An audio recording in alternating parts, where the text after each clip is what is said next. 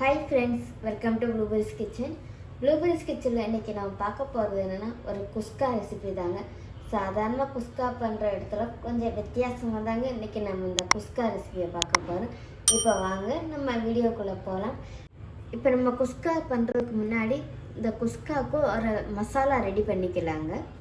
அதுக்கு நம்ம இந்த மிக்ஸி ஜாரில் ஒரு கைப்பிடி அளவுக்கு புதினா, ஒரு கைப்பிடி அளவுக்கு கொத்தமல்லி, ஒரு பச்சை மிளகாய், 5 பல் பூண்டு, 2 துண்டு இஞ்சி. இப்போ நம்ம இதை நல்லா பேஸ்ட்டாக அரைச்சி எடுத்துக்கலாங்க. இப்போ நமக்கு குக்கர் சூடாயிடுச்சுங்க.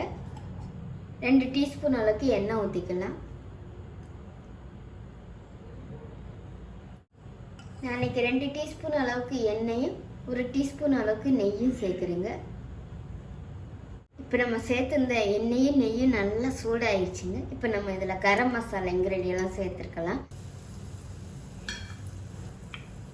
அப்புறம் கொஞ்சம் முந்திரி பருப்பு நான் சேர்க்குறேங்க. இது ஆப்ஷன் தான், நீங்கள் விருப்பப்பட்டால் சேர்த்துக்கலாம், அதனால் ஒன்றும் இல்லை. மீடியம் சைஸில் ஒரு வெங்காயம் இந்த மாதிரி நிகழமாக கட் பண்ணி எடுத்து வச்சுருக்கேன். இப்போ இந்த வெங்காயத்தையும் இது கூட நம்ம சேர்த்துக்கலாம். இப்போ நம்ம இதை நல்லா வதக்கி எடுத்துக்கலாம். நம்ம வெங்காயத்தோட கலர்லாம் நமக்கு நல்லா சேஞ்ச் ஆகி வருங்க. பாருங்க ஃப்ரெண்ட்ஸ், நமக்கு இப்போ வெங்காயத்தோட கலர்லாம் கொஞ்சம் சேஞ்ச் ஆகி வந்திருக்கு. இப்போ நம்ம இது கூட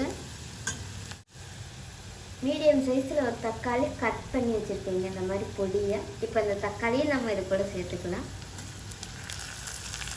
இப்போ இந்த தக்காளி சேர்த்ததுக்குள்ளே நம்ம மசாலா இன்க்ரீடியன்ஸ்லாம் சேர்த்துக்கலாங்க. 1/2 டீஸ்பூன் அளவுக்கு கரம் மசாலா, 1/4 டீஸ்பூன் அளவுக்கு மஞ்சள் பொடி, 1 டீஸ்பூன் அளவுக்கு மல்லிப்பொடி, 1/4 டீஸ்பூன் அளவுக்கு மிளகாப்பொடி.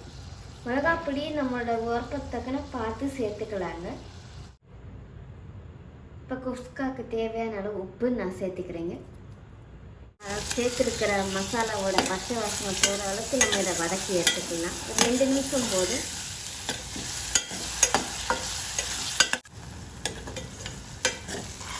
நமக்கு இப்போ இதோட பச்சை வாசனைலாம் போய் எண்ணெயெல்லாம் நல்லா தெளிஞ்சு வந்திருக்குங்க. இப்போ நம்ம இதில் கொத்தமல்லி பேஸ்ட்டை சேர்த்துக்கலாங்க.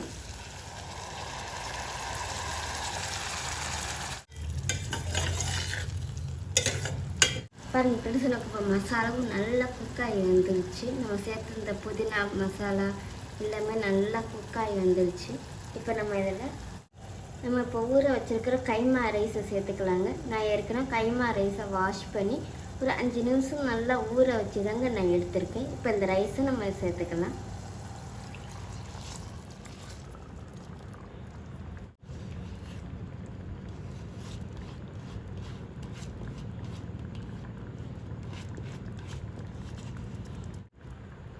நான் இந்த கிளாஸ் அளவுக்கு தாங்க நான் அரிசி எடுத்தேன். இந்த கிளாஸுக்கு 1.5 கிளாஸ் அளவு தண்ணி நான் சேர்த்துக்கிறேங்க.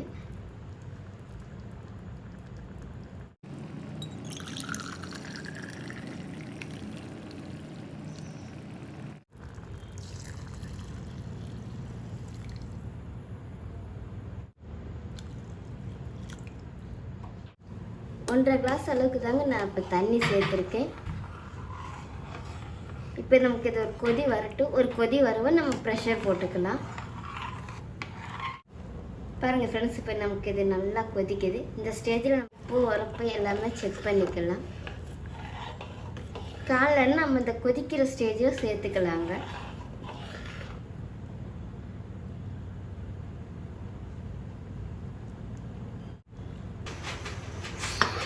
இப்போ நம்ம மூடி போட்டு ஒரு விசில் வச்சு எடுத்துக்கலாங்க.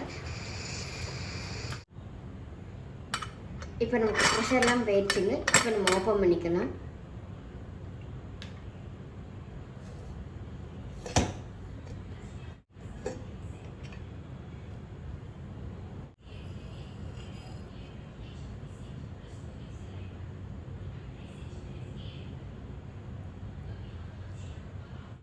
அவ்வளோதாங்க. இப்போ இப்போ நம்மளோட அருமையான குஸ்கா ரெடி ஆயிடுச்சு. சாதாரணமாக குஸ்கா பண்ணுற இடத்துல கொஞ்சம் வித்தியாசமாக தாங்க இன்றைக்கி நம்ம இந்த குஸ்கா ரெசிபியை பார்த்துருக்கோம். இந்த ரெசிபி உங்களுக்கு பிடிச்சிருக்கும்னு நினைக்கிறேன். பிடிச்சிருந்துச்சுன்னா மறக்காமல் ட்ரை பண்ணுங்கள். ட்ரை பண்ணி பார்த்துட்டு எப்படி இருந்துச்சுன்னு கமெண்ட் பண்ணுங்கள். அப்படியே மறக்காமல் ப்ளூபெர்ரி ஸ்கெட்சை சப்ஸ்கிரைப் பண்ணிக்கோங்க. தேங்க்யூ.